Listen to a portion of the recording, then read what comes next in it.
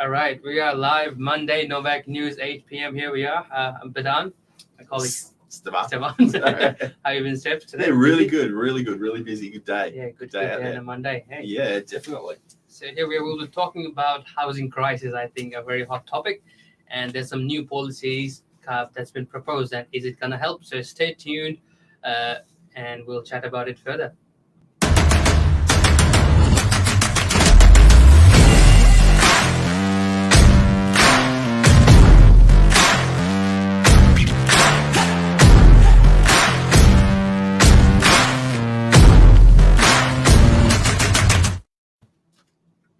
Oh, that was interesting, exciting intro. Very much. But like Bidan just mentioned, look, everybody, everywhere you turn, you pick up a newspaper, you turn on the TV, you listen on the radio, right across Sydney, everybody's talking. Is firstly just the price of real estate today to purchase, an apartment, a house, a townhouse, a block of land, whatever it may be. And then on the flip side, just the cost of rents as well, how much they've skyrocketed. Everybody's looking for solutions. Everyone's looking for answers. There's a bit of finger pointing going on in the governments, depending on what level. But the state government has stepped in and has put in some new planning proposals, which will be statewide. We will talk about a few tonight that are here on the Northern Beaches, and just what it might mean for your suburb, what it might mean to you as a property owner, where the upshot or how your property will be affected by these proposed changes, and what's required to meet criteria for these proposed changes. So we've put together a little slide Yes. show that we've got from put on the little show today. Yeah, beautiful, something different. So. Yeah. And we'll run through it with you guys. So the state reforms are here to create low and mid-rise housing. So basically more dwellings across the Northern Beaches marketplace. Basically, look, this comes down to talks that started late 2023. To be honest, it's probably been talked about for much longer than that.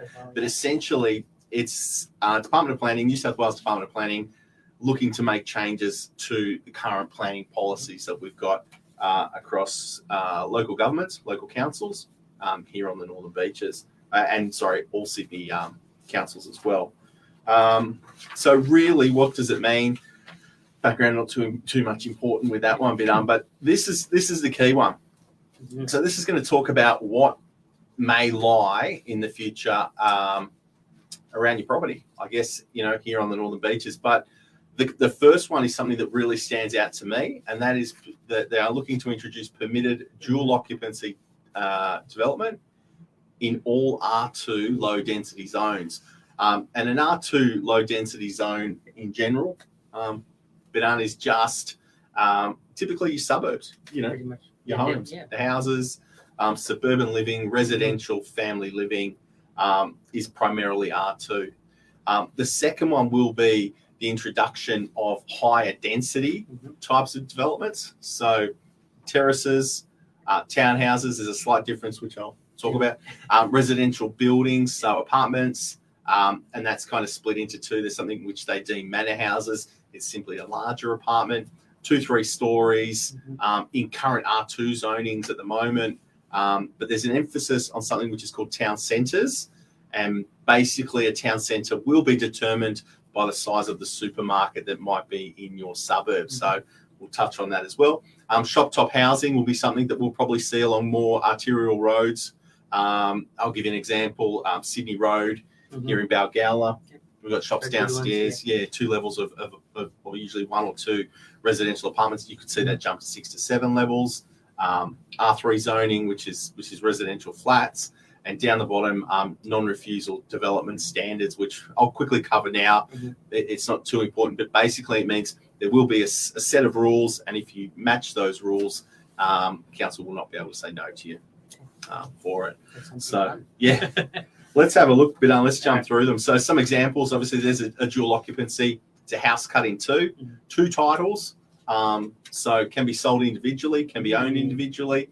And again, that's something they're looking to introduce across the majority of R2 zoned residential properties. with I think 450 square meter lot size. It's gonna be a game changer. Yeah, That's gonna it be used a to game be changer. 1,200 square meters, then in some instances 1,000 square meters, 800 square meters.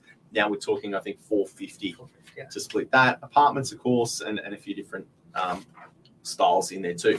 But let's jump across. Let's talk about dual occupancies. Now, this document that you guys are seeing, it is available. We will have it available. If you do want a copy, just reach out. We'll email it across, text it across, WhatsApp it across. Anything. What else could any other way we can get it to you, we'll get it to you. Yeah. But dual occupancies essentially is taking the standard residential house. So anything with a 12-meter frontage, so a block that is 12 meters wide, will allow dwellings to be up to 9.5 meters in height. And this will be in all low density R2 zoned for blocks greater than 450 square meters. So that in itself, in my opinion, is probably the biggest change. I think that will, a dual occupancy can be a 3 or even a 4-bedroom home. So I think that's really going to help families, coming through the area. So that's one of the key ones, in my opinion, is dual occupancy in all low density R2 zoned areas with a minimum lot size of 450 square meters. So that's that one. Next one, a bit under, we've got multi-dwelling. So this is townhouses. Again, we're looking for, you'll need a block size of more than 600 square meters, 12-meter lot width. And this again will be allowed in all R2 zoned areas within 800 meters to a town centre. So again, we'll touch on town centres shortly. So the next one's terraces, and very, very similar. The width of the block from a townhouse is 12 meters. To a terrace, it jumps to 18 meters. But the difference here as well is you can build this on anything 500 square meters or larger, again, within 800 meters of town centres. We've got a little bit of a map there of the northern beaches. Not super clear, but again, we can email this out to you or text it out to show you. So terrace, 18 square meters width, front, 500 square meter block size. You'll be able to pop terraces in. Manor houses, essentially bigger apartments is what they are. Typically, you tend to find those. Where can I give you good examples? Ocean Street and sorry, what's the street behind Ocean Street there in Narrabeen? Lagoon Street here in Narrabeen. Yeah. Those larger apartments that you tend to see there, they are deemed manor houses. Interesting name. And these can be built again in R2 zoned regions, minimum 500 square meter lot size blocks, and again within 800 square meters. 800 meters of a town centre on that too. Low rise. So what could it mean? Simply by looking at a dual occupancy, the Northern Beaches Council have said, look, if we assume that, say, half of the properties that meet that criteria take up a dual occupancy situation, that could result in additional dwellings of up to 18,500 new dwellings across the beaches. And then they've factored in at 2.6 people per property. That would be an estimate of 48,840 people just across the dual occupancy sector. Manor houses and takes that number up to potentially 50,000 new manor houses and an increase of residents up to 133,000. So it's big numbers coming through. It's definitely going to solve the housing crisis, I think. No, I think so. Non-refusal, really. So this will be almost like a tick sheet. If you tick the boxes, council cannot say no. They will override the LEP, the Local Environment Plan, and the DCP standards, DCP's development control, I think, plans or protocol. Hopefully I got that right. So essentially, if you tick the boxes, council will not be able to refuse you. We'll be able to refuse that DA on any other provision. If you tick in the boxes, you're good to go, type of thing. We'll scroll through this because we can flick this through. But this is an example just to show you. So what is a town centre? A town centre is something that's going to be 800 metres walking distance to heavy rail, metro or light rail. It could be 800 metres walking distance to land zoned an E2 commercial centre or what we call a metropolitan centre. So a local economic area, shops, basically. 800 metres walking distance to E1 local centre. So a lot of what you find on the northern beaches that is commercial based is E1. And that would also have to contain a full-time supermarket, shops and restaurants. But there is a criteria on it, which I think the next slide might show us, I hope,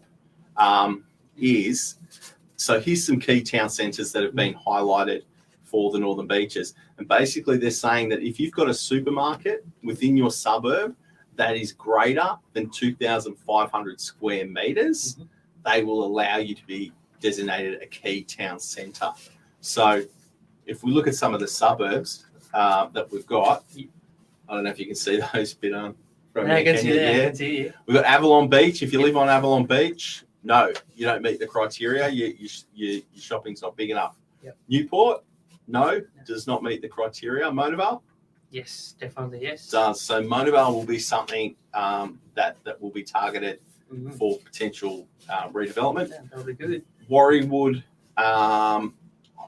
yes, the supermarket is big enough, but I don't think as a town centre it qualifies on. It could be transport, but also Warriewood is one of our newer redeveloped suburbs. Yeah, so I don't think you're going to see a huge change to what's in there already. Too quick. Yeah, pretty much.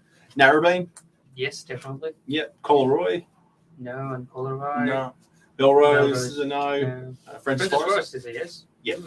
Francis Forest is something definitely around the hospital. I think Forest Way, those few pockets is something that we'll be seeing. Forestville, indeterminate at the moment. Stay tuned. Stay tuned. Got more in there. Yep. I think DY is probably one of the. DY, absolutely. DY, yes. Brookvale as well, absolutely. That's something that's being targeted. Freshwater is a no. Manlyvale? Oh, yes, Manlyvale. That's going to be busy then. Yeah. Manlyvale. Seaforth is a no as well. Yeah. Balgowlah. Balgowlah, same still. I stay tuned on Balgowlah. Yeah. And yes, and Manly as well. So Manly as well is a yes. Yeah. So, I mean, out of the areas that we've already seen as kind of higher density areas, I think the ones that stand out to me is one, Monavale, typically a suburban residential market, could see new infrastructure, new properties coming through. That's a bit of a standout. Brookvale, I'd expect to see that. Narrabeen has already had a bit of it. DY, well and truly, is already there.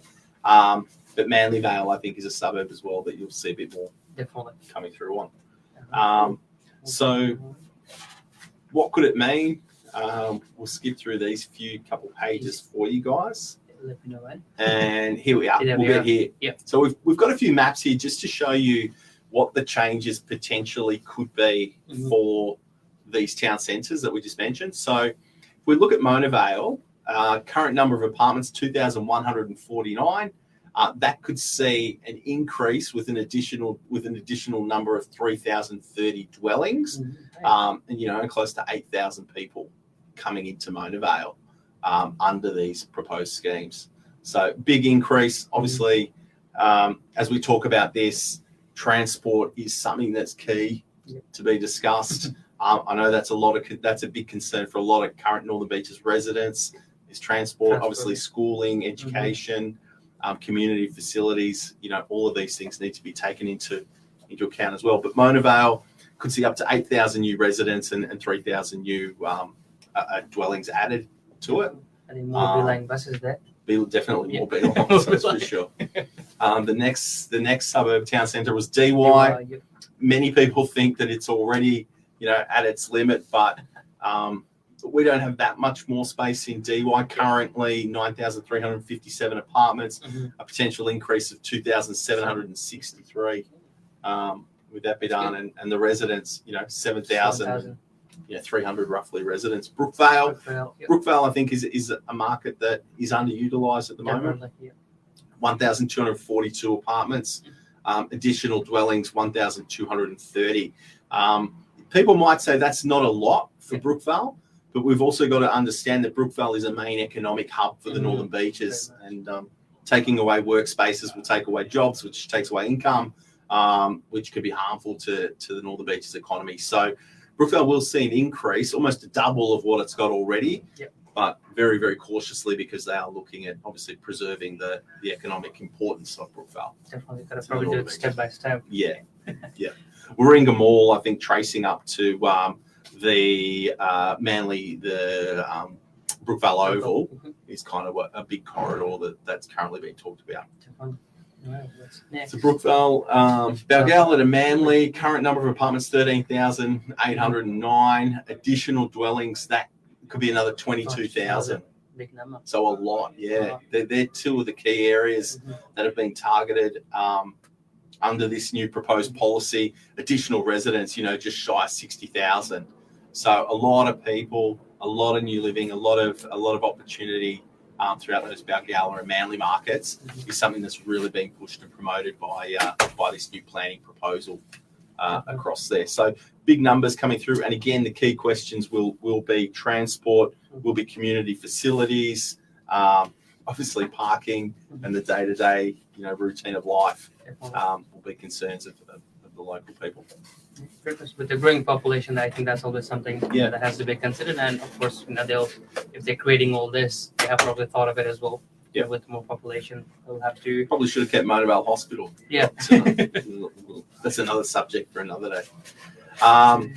So again, you can see the proposed affected increases just through there. But I think the key number to look at is just the increase of residents, 132,000 people across the Northern Beaches, and just making sure we've got facilities to accommodate that is a big thing.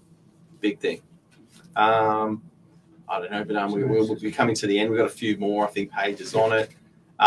Submissions. So, look, this is a policy proposed by the state government, not the local government. Council has gone back and said, that they're not necessarily a big fan of it, but that they can look at and address these needs on a council basis rather than going out to the state government to do so. I hope they can. I'd like to say they can. The track record to date, we still need to see a lot of development to accommodate, the housing crisis that we've got across New South Wales. This is not only a Northern Beaches issue and a hot topic and an area of concern for some people are all for it, some people are all against it. But there are submissions you can put forward. You can contact council if you've got questions about it. Dan and I didn't just make up these policies now. Type up quickly. Talk to council if you've got questions or concerns about it and what they can provide for you guys as well. And kind of the next steps now of what's going on is that we're expecting to hear more probably the end of this month as to where it's tracking. But a lot of the media is already kind of talking these kind of talks for us. I think that's pretty much it. But again, the key takeaway that I see is that an R2 zoned property, a suburban home, generally nearly always sitting over 450 square meters across the Northern Beaches, could be deemed sufficient for a dual occupancy, which I think is big. Transport questions and things aside, I think that's just a big step in addressing, local housing and accommodation for Northern Beaches residents. Yeah, definitely. Sorry, but I talk too much. No, I love listening to you. You have a fair bit of information on you, so I always love listening to and doing our little segment here every other Monday. Yeah. But I hope it's as informative as it to other people as well that's been listening. And as Steph mentioned, if you need that document, feel free to comment down below, or if you want to give us a call, and we're happy to send that through towards you. Yeah, you can jump on our any of our socials, Insta, Facebook, TikTok, YouTube. TikTok. I'm too old for TikTok. Not yet. TikTok, or any of the team, reach out. We'll shoot across this kind of proposal for you guys, just so you can see exactly what's going on. Perfect. All right, signing out. But thank you. Have a good night. Ladies and gentlemen, thank you. Have a nice night.